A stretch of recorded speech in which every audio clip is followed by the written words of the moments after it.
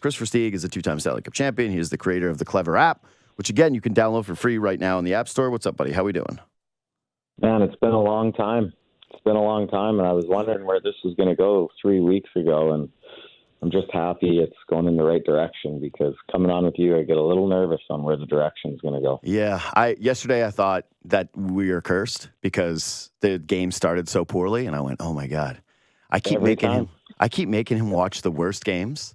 I keep asking him to come on after the worst losses, and I thought, we're going to have to switch this up. Like, the schedule is going to have to change. People are going to start to link you and your appearances here to the worst losses of the Leaf season, but they turn around, they have this awesome second period. It's driven by Mitch Marner.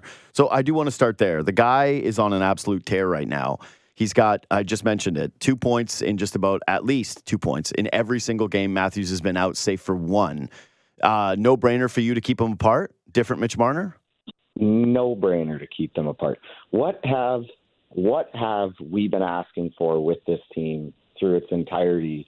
What is it? Last 5 years is splitting up guys, letting guys carry their line. So what you see is when there's injuries that happen, whether it's Matthews or Nyes or certain other things, you have to get your star players to elevate the other guys around them, and clearly they're good enough to do it. And Mitch is out there doing it right now. Obviously, he's with John Tavares, and John Tavares had to step up.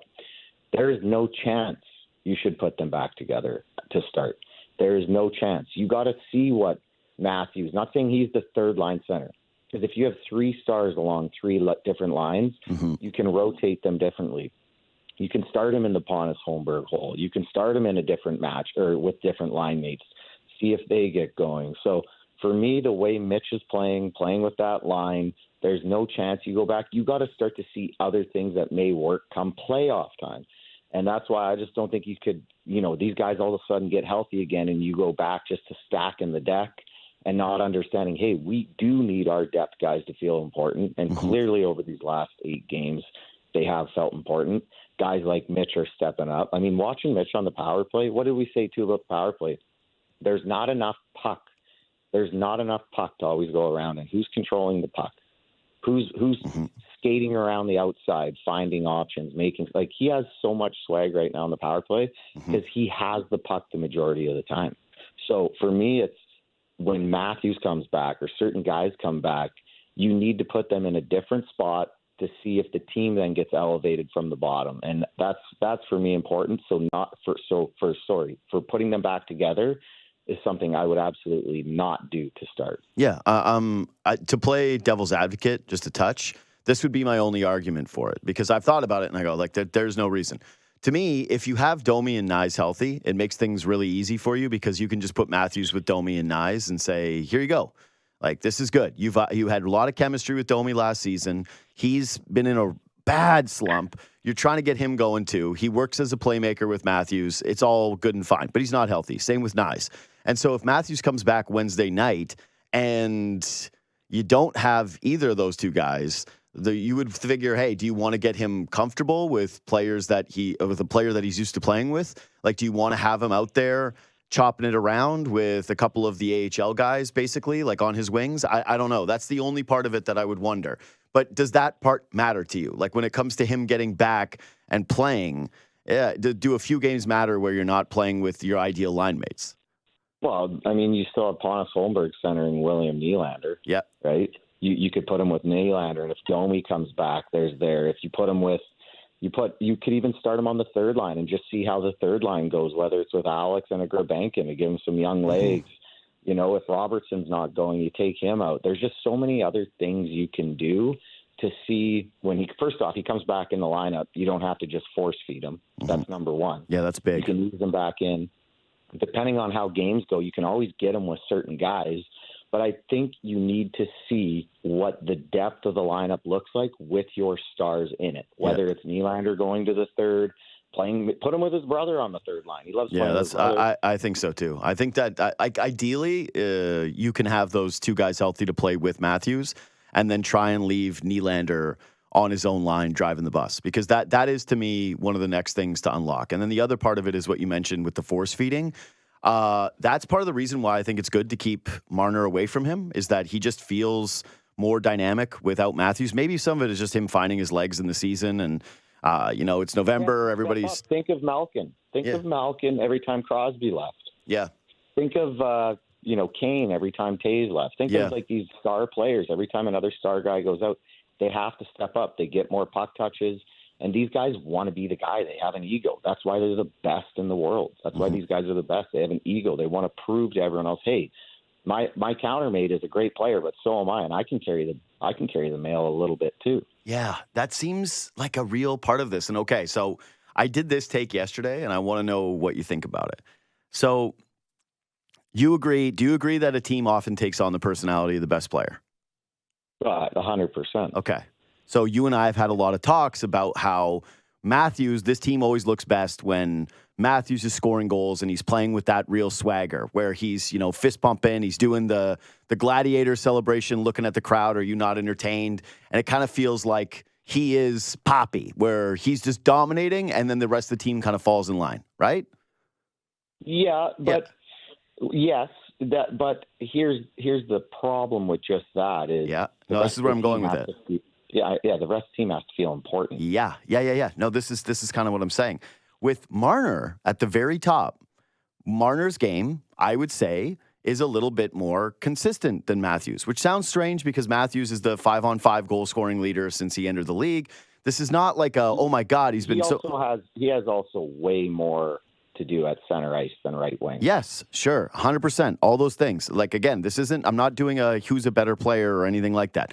Simply that Marner's game is more about getting other people involved, right? It's a little bit more of, I would say, he's like a all situations guy. Matthews has been in that so far this season, but the way that I've kind of seen it is every Marner shift looks a lot the same.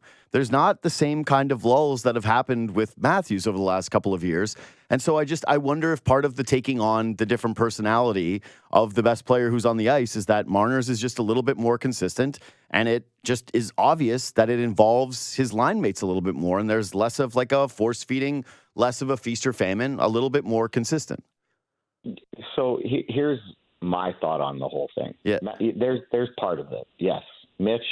I think Mitch has just had to step up. Look at their lineup. He's had to step up and do more things. It gives him more energy to come to the rink every day. It makes him feel more important.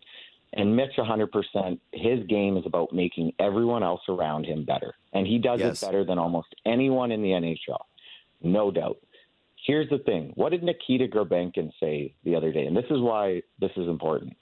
He said forecheck, paycheck, or forecheck, back check, paycheck. Yeah.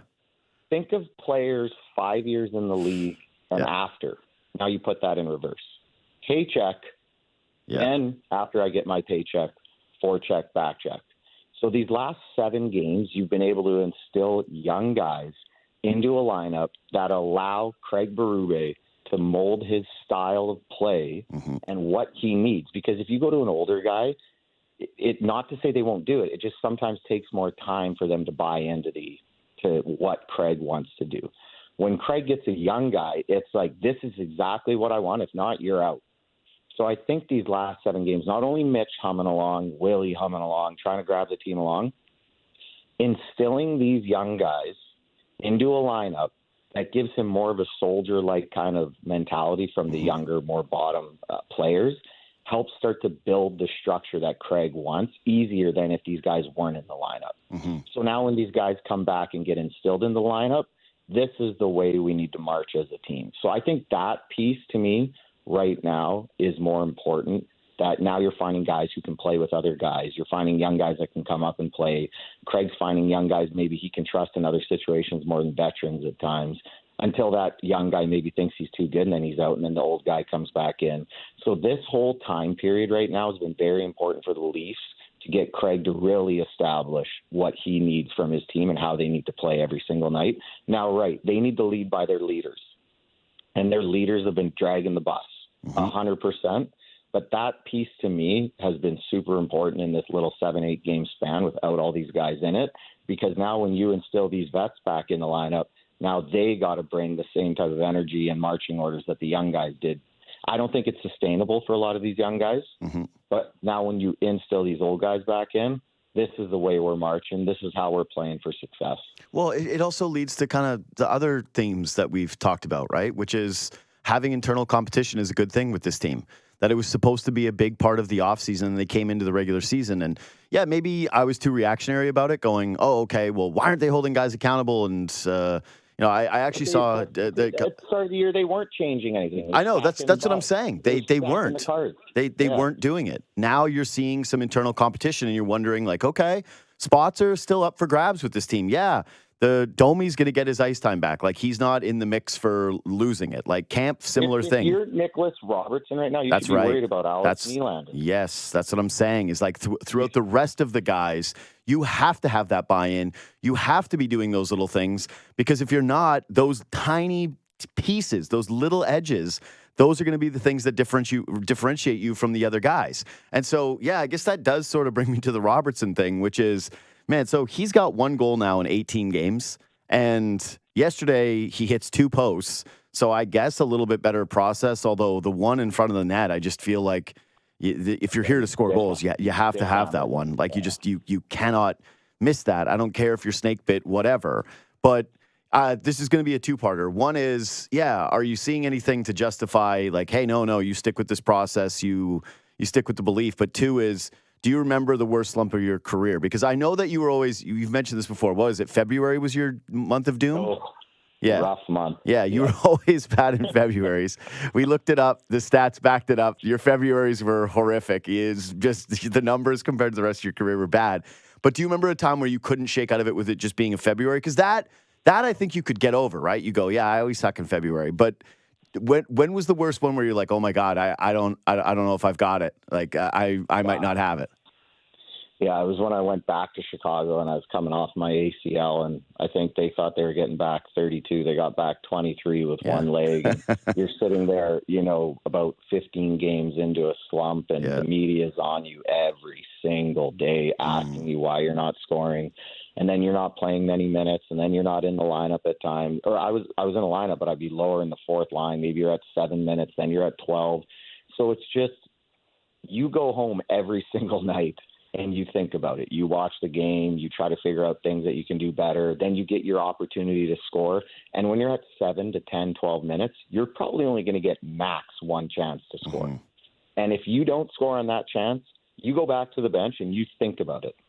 And you're like, man, what could I have done here? So you start to, your brain starts to play games with itself. And the best players don't allow their brain to do that. But again, when you're only playing 7, 8, 12 minutes, it's really hard to get out of that type of mental pretzel that you put yourself in. So I watch Nicholas Robertson. He's right in front of the net, and he has the puck on his forehand, and all he's got to do is shovel it in, and then he stick handles it and then puts it in. That just tells me it's a kid who's overthinking everything, especially in and around the net. And he's getting asked questions about it too. He's going home. Some nights he's playing 14, some nights he's playing 10. He's not going to get prime opportunities always. He does get some good looks here and there, and he sets up some good looks.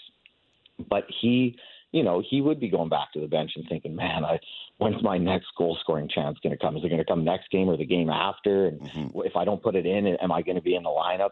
It is a very, very hard position to be in. The big thing that Robertson brings is he brings energy that some guys just don't bring. He brings forecheck intensity, back check, and he brings other intangibles that always goals and assists don't necessarily calculate. Those are pieces that Craig wants. He wants guys hunting, and he does those things. If he didn't, he would not be in the lineup. But, yeah, what he's going through, I don't wish on any hockey player, because you could be sitting there for a full month and a half, and you are over-analyzing every piece. You get home at night, you're laying in your bed, staring at the roof, your brain can't turn off, you don't fall asleep. It is a very, very hard position to be in, and especially now he's fighting for spots. You see Alex Nylander come up, he hits 2 posts. Yeah. He gets some good looks, and you see these other guys that come up, Fraser Minten, he scores in his first game. Now, those guys will cool off, they'll tail off, but that starts to wear on it. Okay, this guy. So I feel bad for him. I've been in that situation, and it's not a fun one to be in. And I hope he breaks out of it, because his energy and effort brings certain intangibles to the team that they do need. Yeah. I think he's too small. He can't create his own shot with enough consistency. And I've said this many times now, but I feel like he leads the league in being on the ice, like falling down, getting hit.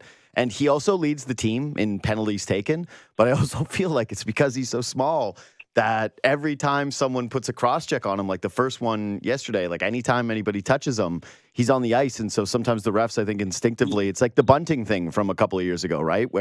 And that was diving. I don't think Robertson is diving. But I'm having a tough time seeing it. Like I don't see those intangibles or that impact showing up outside of the drawn penalties, which I do think refs are going to start to wise up to a little bit. And certainly if you're trying to project towards the postseason, you go, he's not getting these calls come playoff time. This isn't going to happen. I disagree on the too small thing. The thing as coaches they look for is back pressure, forecheck pressure. And if you look throughout the Leafs lineup, how many guys hunt pucks constantly? How many guys put guys on their heels? So those are the intangibles I'm looking at. Yeah. If I'm looking at building a line, who is hunting the puck? Who is back pressuring if you're on with William Nylander? Who's being a little more defensively responsible? If I look at Nicholas Robertson's game, the reason he's on the ice is because he does put himself in bad positions a lot. I find that he goes into certain positions. He gets body position late. He's a smaller guy, so you got to be a little bit smarter. Mm-hmm. The thing is, when you're pressing and you're pressing, maybe you haven't scored. Now you're really forcing it, and now you're not really thinking about maybe body position, where you should be, what you should do. I don't think his size has anything to do with it. It has a little bit to do with it, but I think it's more about where his brain's at and how he goes into battles, how he's coming out of battles. Those are things that the staff should be working with him on because, as a small guy, if you're not bringing like certain things, you'll never find yourself in the lineup. If you're not the smartest guy on the ice as a small guy or the fastest, you're going to have a really tough time, or the top scorer, tough time finding your way into a lineup consistently. But for me, it's how he's going into the battles. He's going in at times way too hard without understanding body position first as a small guy. He's going into certain situations where he's holding on to the puck too long. He doesn't need to hold on to the puck too long at times. He's got to move it, get open. So as a small guy, you do got to think your way around the ice. I do think he has it in him. But when you're pressing, and the pressure lays on, you're going to put yourself in those situations where you're on the ice more than not. Yeah, and, maybe one of the better things for him, considering his track record, so he was really frustrated, which is why there was the trade request stuff about being jerked around in and out of the lineup, right? Last year, I nicknamed him Scratch and Score because he would get scratched, and then the next game, he would step in and score. And maybe that formula is going to work for helping him find his game. You see it in the NFL, right, where the Bryce Young, he gets benched, he comes back, he plays better. I think that the last thing you can kind of hope for here from the mental standpoint is maybe when they do get some guys healthier and he loses his spots and he's not on the ice and he just steps back and he has to watch a game or two and then gets his opportunity again, that things break his way and that can sort of help him get out of it. Because, I don't know how he's going to find his way out of it mentally with what's going on, especially like you mentioned that now he's got these young guys in here who people are excited about, and the media's around Grebenkin going, you're so funny and fun. And me too, where it's the shiny new toy, and all of a sudden there's like new guys around you that could be stealing your spot, other guys outperforming you, you're not doing it. It's just a lot. It's a lot. So, right now, to me, he's like the first guy out of the lineup when people get healthy. Like, you need a body out from what you saw last night. It's him. Refreshers are good. Yeah. Like taking time off for certain players, getting your game back, going back to work at practice, and getting, almost a certain mentality that when you come back in the lineup, hey, I got to prove it. But a Nicholas Robertson, for me, if I'm looking at him, he's a guy coming down to playoff time. If he's not in your lineup, he to me could possibly be more of an important piece than Nikita Grebenkin going into Game 3 if someone gets hurt, or Game 4 and you need a certain piece to your lineup. Or now you can see what Grebenkin can do. It's similar almost to a Connor Brown. He's not Connor Brown at the PK level or anything like that.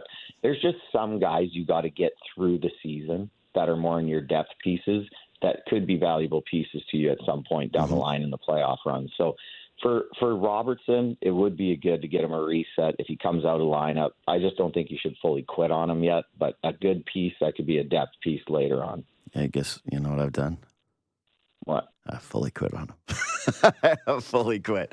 I've just had it. Maybe part of me is too sour because I bought all the way back in the preseason, and I've done that a couple of times, but yeah, I'm like I said, I'm having trouble seeing it that he's gonna be a really important piece for the team. But okay, what about the other guys? Because important piece doesn't mean 10 games. Maybe I know what he you're comes saying. in one game. Yeah. No, I know what you're saying.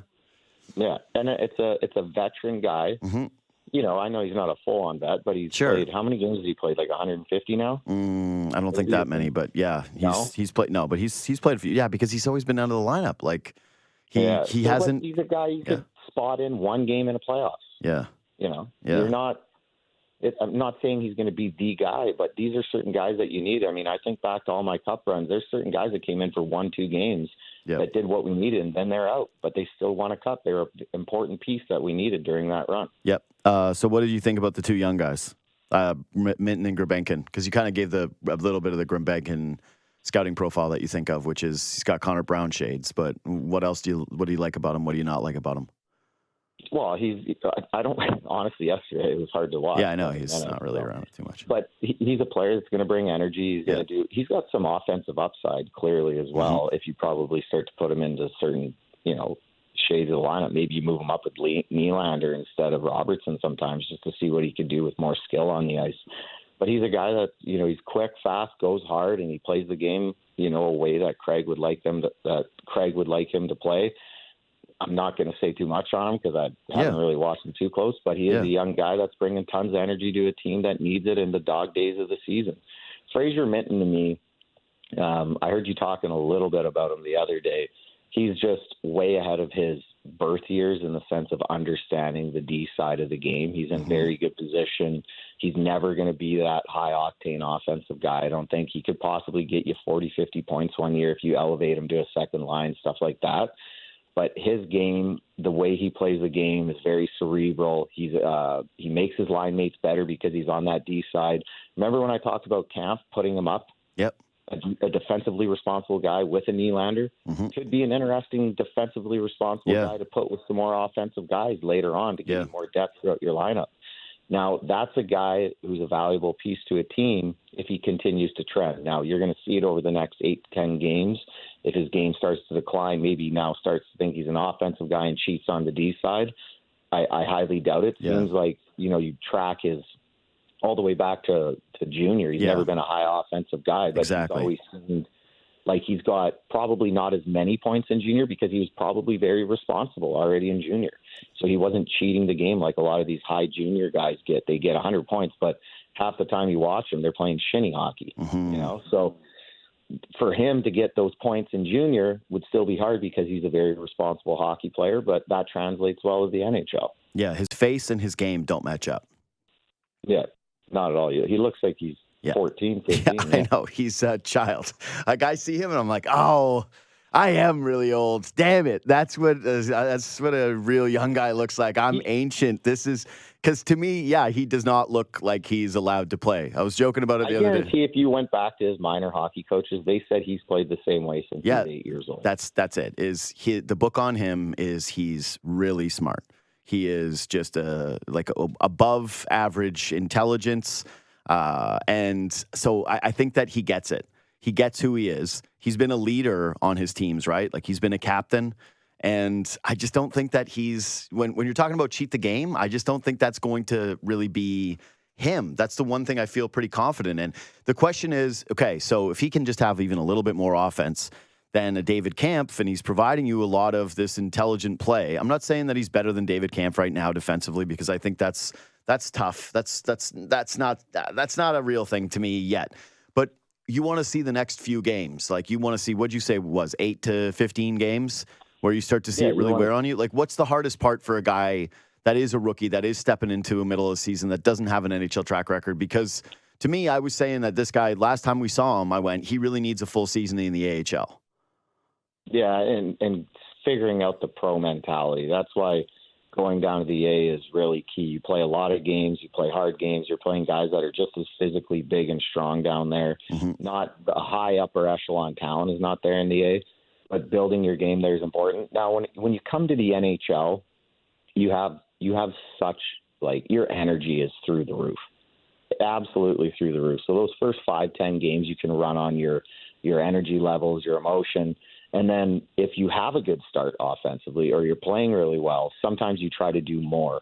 And that's where you can get into trouble. And if you're talking about Fraser Minten being a smart kid and already understanding his role, maybe that's where his lack of ego in that situation helps them maintain it throughout the rest of the season, where some guys, you're young, you come in the league, you're scoring, you're feeling good, then you cheat the game, and then all of a sudden you find yourself back down in the lineup.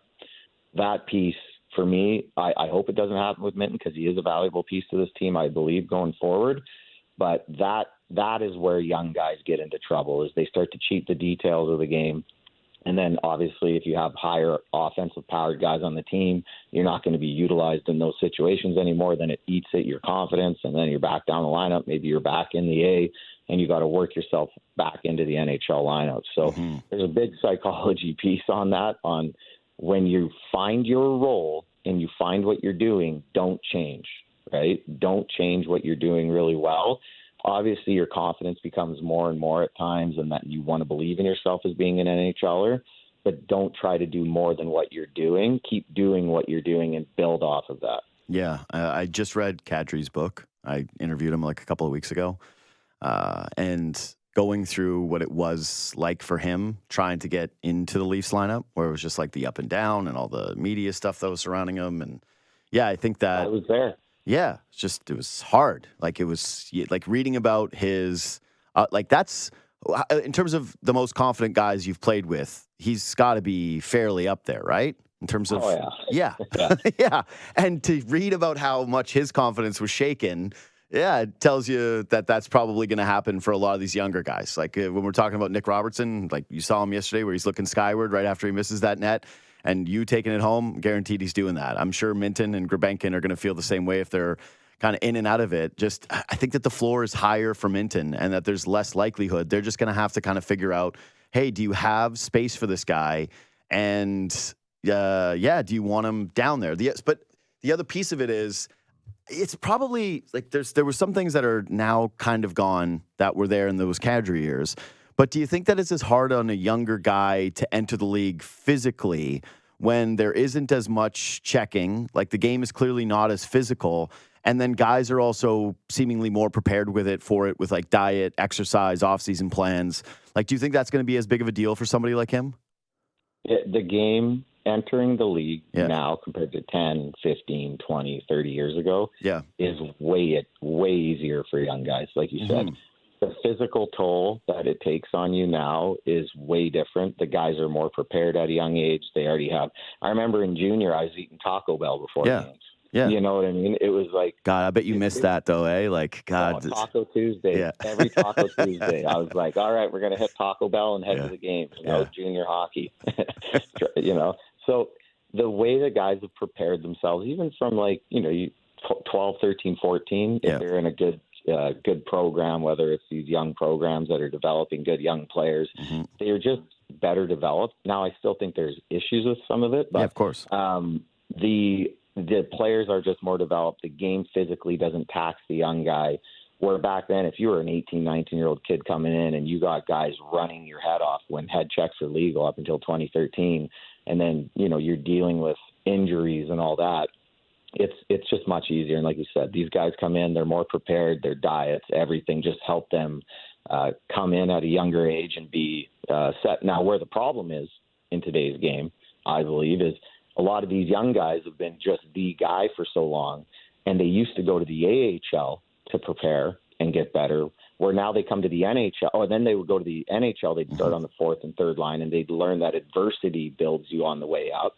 Where now it's like you get these young guys and you put them on the first line. You put them on the second line at 18, 19, 20. And then they're not scoring, and then they start to move down the lineup, and they haven't dealt with adversity before, so they don't know how to get back up the lineup. So it's almost like it's gone in reverse, where you had to work your way to the AHL, fourth line, third line. And there was the off guy like a Kane who'd get it, but he'd still get put down the lineup if he was turning pucks over. But the game now is young guy up into his role where we believe he's going to be. Once he falters, he goes down, and then does he have the wherewithal and the gut check time to build himself back up? So back then you used to build your adversity up. Now it's just give it to them and see what happens from there. So, that's it's different now because you need your young guys, the rosters and how it's constructed and how the game's gone. But that piece to me is some of these young guys can't handle the adversity, and then they falter. Yeah, no, but you're bang on with the cap stuff. Because that's the one thing that's really come into focus, especially with Minten right now, is you're like, oh, man, you can't trade him. And it's not because, you couldn't get a better player. You just go, yeah, you might be able to get a player, but this guy's not going to be on 3 years on this cheap contract who might be able to play this depth center role for you. And my God, the value of that, weirdly in this system, exceeds you going out and getting a winger for a year, right? Who is far more impactful. It's crazy. It's huge. You're watching him and you're just like, yep, he's an untradeable piece for this Leafs team, despite him being, like you said, a ceiling of probably 45-ish points, right? Untradeable piece. Just even where he's at in his development, where he is with this team, and what their needs are. I think of like Dave Bolland on his entry level. Yeah. 45, 50 points, just really high IQ, had good junior numbers, but he was the smartest player on the ice. He didn't have the physical attributes, but he's very similar to a Dave Bolland in that sense. Just a guy that is very valuable to any team that wants to win a championship. Yeah. I think Toronto overemphasized that value, though. They were like, I forgot Boley was here. Yeah, they're like, is he Taves? Was he driving the success of this team? Yeah, he was here for, I think, 25-ish games. But he had a moment. They found out quick. They were like, he's not Taves. Oh, okay, that's too bad. I thought this was going to lead into Bedard. It is. That's where I'm going last. I want to talk about Bedard here, which is, okay, so he's got 3 goals this season. He's, I think last I checked, he was under 30% in the faceoff circle. It's not going extremely well.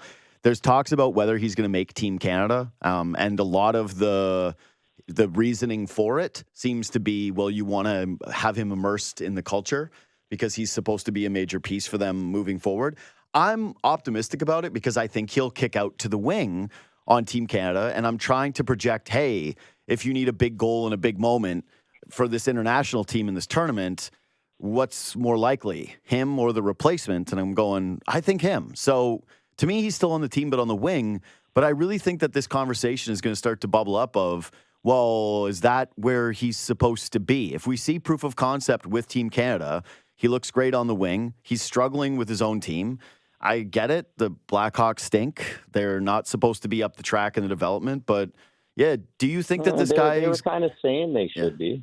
Yeah, they did. I thought so too, and I've heard different things from different people. But their offseason, the guys that they were signing, they were obviously trying to be more competent. But I think it should be better in Chicago than it is this season. And part of that has to do with what Bedard has been doing this year. And so, do you think he's a center? Do you think he's going to last there, or that the ultimate thing is to move him out to the wing? Can he play center? Yes. Mm-hmm. Can he play? Is he going to be, the offensive side, if he doesn't have high offensive wingers with him, is going to struggle? Mm-hmm. When I look back at his World Juniors, he played wing when he went absolutely off in that World Juniors. He was a winger. Mm-hmm. I believe he played on the left side, possibly, if I'm thinking back to it. Yep. Back to young guys. Yep. Back to young guys a second here.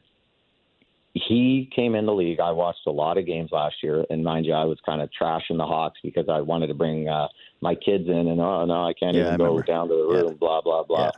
Yeah. Need 3 cups to apparently go see them now. Yeah. Leafs didn't do that to you, though. Leafs treat you right. The Leafs alumni, God bless you guys. You are the best. Yeah, just saying. The best. Just saying. Just the best. Yeah, they are the best. And then also, let's go back. Never mind. I'm not going to get too petty right now. But he was playing full shinny hockey last year. Mm-hmm. Full shinny hockey. So, watching the games, and I'm a guy who takes a lot of risk on the ice, too. Mm-hmm. But full shinny hockey. Goes back out the next shift. Just let the young guy learn. Let him learn. Do this, do that. Let him learn. Let's not win a face-off in the D zone. Let him learn. Okay, he's 18. Mm-hmm. He's 19 now. Mm-hmm. Let's just let him go out and play shinny hockey and let him learn. Let him learn. Let's not stop on pucks. Let's not kick pucks out. Let's try to throw 5 sauce passes across the blue line in the O-zone that leads to turnovers. I've watched enough games where it's just I watched Mitchkov. Mitchkov gets sacked. I'm not saying that's always the best thing. I've watched Kane get sat. I've watched Doughty get sat. I've watched Kopitar get sat. I've watched the best in the world get sat. And if you're taking these young guys in And it's like, okay, NHL's now a development league with some of these teams. Mm-hmm. Let's just let this young guy go run amok and do whatever he wants and not teach him any of the details of the game. How is he going to get any better? How is he going to understand how to actually play hockey in the NHL and create and where not to create without holding back his creativity? You do not want to take his creativity away. He has special talents and special skills, but when you go at 18, it's like, go play hockey, do whatever you want in the NHL. You're going to develop. Oh, 19 now, okay, I go do it. You're not holding him accountable.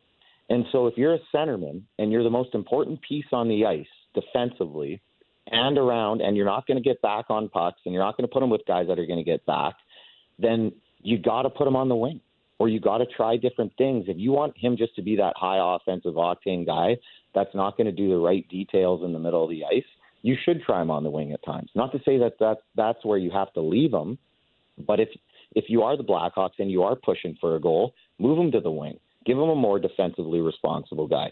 Try different things. But then they're probably worried like, oh, we tried it with Kirby Dach and then we moved him to the wing and now he can't go back to center. Well, he's a much better player than Kirby, but you can still try him in different situations at times while holding him accountable, because there's no accountability with the Blackhawks.